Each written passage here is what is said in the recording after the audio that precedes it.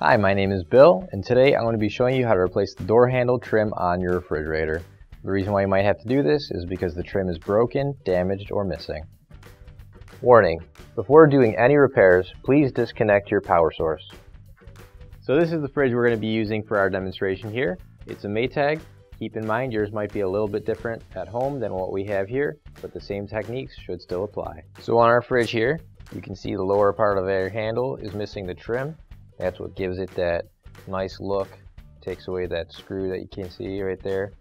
So what we're going to do is get our new trim now. Now if you do have an old piece of trim on your fridge that is just damaged or broken in some way, in order to get it off and put the new one on, you're going to pull straight down on it, like so. And once it's down there, you can lift it straight off. So this is our new OEM replacement trim. If you don't have one already, you can find it on our online store. You're going to line up those top tabs right there with that gap in the trim or in the handle right there. And then you can slide the trim all the way up like so, and it locks into place just like that. So what's it called when all the kitchen appliances get together for a meeting? A cabinet. Finally, don't forget to plug in your appliance. If you need to replace any parts for your appliances, you can find an OEM replacement part on our website, PCApplianceRepair.com. Thanks for watching, and please don't forget to like, comment, and share our video.